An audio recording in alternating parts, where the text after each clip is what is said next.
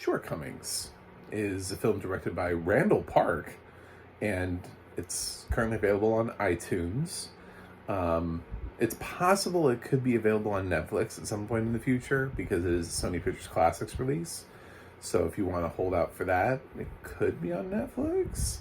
This is a kind of a little small film that was picked up out of a film festival, and they released it, and it doesn't really have a huge star in it, but it was felt like it was up my alley. It stars Justin Min, who played Gang and After Gang, Sherry Cola, and also just kind of has like a bunch of sort of interesting pop-up sort of cameos, including like Stephanie Sue is in this for a hot minute, and Jacob Batalon, Timothy Simons.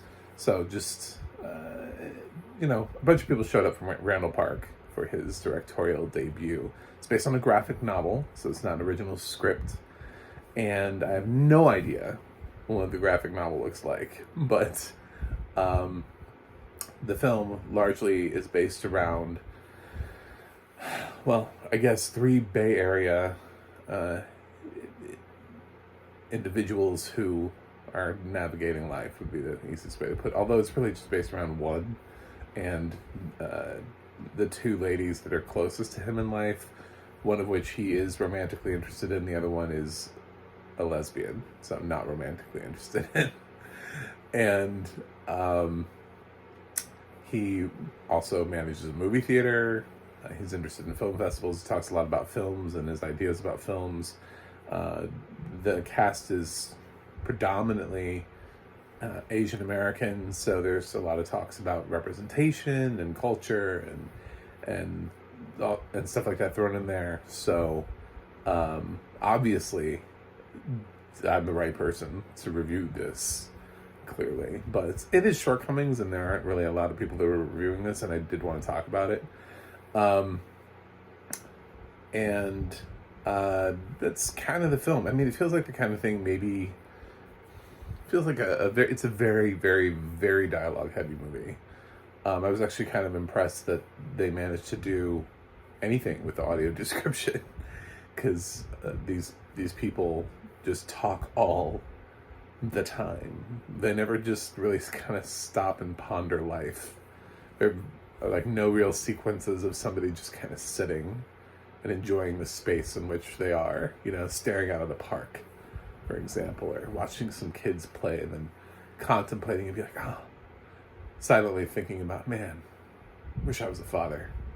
Nothing like that. No, this is 100% fueled by dialogue. So, does it work? For the most part.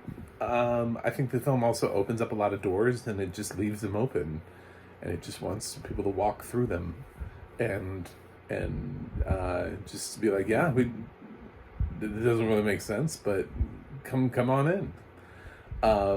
This is kind of where I get in a little spoilery territory. I'm going to try to, although keep in mind this is a comedy, this isn't like nobody sees dead people at the end of this film, so spoilers are just not really the level at which they would be in a film with spoilers. So I'll try to talk about this as vague as humanly possible, but it's one of these are things that actually deeply affect why I do and don't like the movie, or why I do and don't think the movie works. So I'm about to criticize people. This will be fun. So there's a theme that's brought up in the film with Justin's character and his girlfriend at the beginning. Not really at the beginning, but when they're still together as a couple, I should say. And she's still sort of a focus in the film. And she uses his computer. She goes on and she finds out that, oh no, her boyfriend watches porn. And she's shocked in 2023, in this generation that they're supposed to be coming out of. First of all, I find it really hard that this generation, whatever generation she represents, could possibly be shocked by this. But anyway, I feel like, 20, 30, 40 years ago, sure, we can't do that anymore. We stop writing it. Stop writing it like that. Nobody is no longer does that work. But she is. She's mostly shocked because her Asian boyfriend likes to watch porn with white girls in them, which makes her feel very uncomfortable. So she has this big fight. They have this big fight, and basically it's the catalyst for her leaving, and they separate. They have like a separation. They're not technically broken up, but she gets a job offer, supposedly. She heads off to New York City, and he's like, what am I supposed to do? And she's like, I don't know. So she leaves. Then we spend a lot of time, he gets to spend a lot of time with other people, which is fine, whatever. Then he finally decides, he's like, hey, I think I have a girlfriend in New York. I'm going to go visit her. So he shows up, and Little Miss triumphant speech moment is she's off in New York, and guess who she's dating? A white guy. Not just any white guy, but a white guy who clearly has like a complex with representing Japanese culture and just embodying. And I mean, he speaks Japanese and martial arts and everything that he has around him. He has like Japanese calligraphy and everything. So, and her like retort is, well, he's not white, he's Jewish. Like, I was thinking this whole conversation, this whole door is left open for Justin to just absolutely destroy her with the whole conversation that she had from earlier about Asian/white and how the struggle for beauty and like her whole soapbox that she got to stand on earlier. Now she's dating a white guy who I won't tell you which actor it is. I don't want to totally ruin the scene, but it's not an attractive white guy. I think we can all agree that. I think he'd be a little bit disappointed to hear that, but I don't think anybody's ever been like, wow, that guy. He's attractive. He's been around long enough since I was able to see that I know what he looks like. No.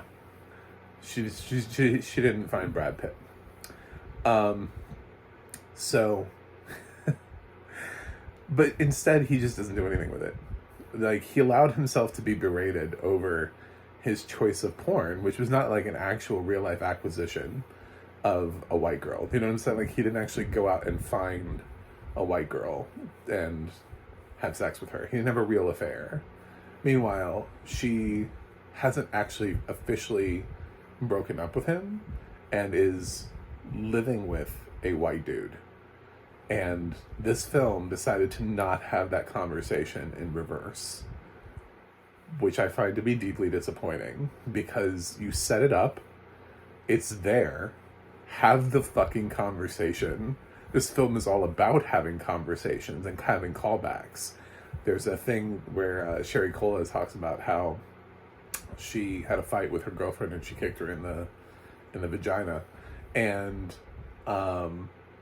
Justin's character calls that back twice in the course of the film. He refers to it twice, but he will not use the words that were used against him when he was simply looking up white girl porn on his computer. And this is why I think the script is incredibly frustrating, is because it's not the kind of thing somebody would actually say or do in real life. There's no way a guy in that situation would have seen his girlfriend with that guy and had that and not let her feel absolutely destroyed for the earlier conversation, which was the catalyst for her leaving in the first place. And then he finds out that she had actually met him before she even left for New York. So she knew that she was attracted to this white guy, and she still destroyed him over his attraction to white girls. So she's a fucking hypocrite.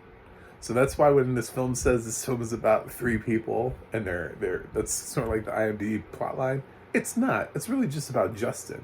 And the problem with Justin's character is he's not interesting. He's really boring. I actually really like Justin as Yang, and after Yang, but he was playing sort of an android, so that was the lack of personality and everything really worked. Here, the lack of personality for an hour and a half film. I don't even know if the film's an hour and a half. I think it's more like 80 minutes. God, he's like the worst lead choice. Wow. His personality, his range, his line delivery. There's so many other dynamic Asian American actors out there who could have done so much more with this role. I don't know how he got it. I really have no idea how. I don't know how he read lines and somebody was like, yes, this guy. We want to watch a whole movie with this guy at the center of it. A lot of people have always talked about how Woody Allen isn't really a great actor. And, watching his films, because he's not a great actor and he always puts himself opposite attractive women and blah, blah, blah, blah. Yeah, but at least he writes for himself. Like, he knows how to write characters that work for him. This is just an example of an actor who got cast in a film that he didn't write. Somebody chose him for this. So, why? Like, why was he cast? He's not interesting at all. Sherry Cola is hilarious. Once again, this is like the second film I've seen her in that she's absolutely just rocked. She was fantastic in Joyride, and she's fantastic in this. And I'm really excited to see Sherry Cola in future projects. Because the takeaway for me here was that Sherry Cola, you put her in anything, and she's going to slay it. I'm excited to see her in whatever's down the line for her. Now when I see her name in a film, I'm like, yes, Sherry Cola. But if I see Justin H. Min, I'm going to be like, man, I hope he's in the film for like 5 seconds. He's got credits on there that I feel like I've seen, but I don't even remember him. Like, I've seen every episode of New Amsterdam. He was on New Amsterdam. I don't remember him. I don't remember that character. I don't know if it was a one-episode character. I have no idea. But he is so boring as a lead in this. He's not ready to anchor films. So, please don't. I'm very conflicted because this is a film about film nerds having nerdy conversations and saying things about movies, and some of this stuff is very smart, very pointed. Some of this stuff about representing Asian American culture is so totally on point. But when it's being delivered by a guy that has absolutely no personality and is wrapped up in a film that introduces ideas and goes nowhere with them, I don't really know what else to do with it. It's an interesting debut from Randall Park because he basically just has to film people talking. But I think a lot of the problem lies within the script and the willingness to shape the characters, and also in the casting. These are things that he should have picked up on and been able to follow. Like when you're cutting your film at the end, at the editing, and you're saying to yourself, does this work? He's got to develop that eye for being able to say, okay, so I set this scene up and damn, I didn't go anywhere with it. Yeah, you didn't go anywhere with it. You just set it up and then you just kind of let him leave destroyed by her. Like, she destroys him twice because he's afraid of retaliating. So it just doesn't make any sense. And I wanted more for this movie.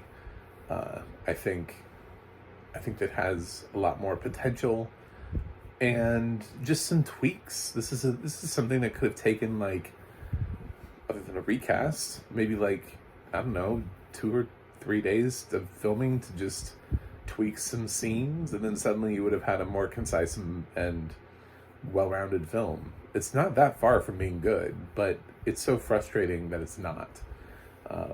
So that's my thought. Anyway, the audio description, like I said, it's mostly conversational, so I was just impressed that they were able to interject into the conversation at all, anywhere, because of the high nature of dialogue. But it was pretty good. There's not a lot of time, so there's not a lot of description into all of their clothing all the time, They try to get the things like when we're at his apartment and he's got, Japanese calligraphy hung on the wall. They want to sort of highlight that to continue to show that this is a white guy that is, for some reason, just awash in in culture that's not his. But other than that, yeah, it was, it's a promising film. One that I kind of feel like people should see, because there are parts of it in here that people should watch and wade your way through. But I'm gonna tell you, it's not gonna be the most exciting watch, and I feel like this review is not necessarily going to send you rushing out to watch Shortcomings. So if you see it coming on Netflix and you have a Netflix subscription, you're looking for something to watch, give it a shot. It has something to say. It just isn't really sure how to say it. I'm gonna give Shortcomings a C+.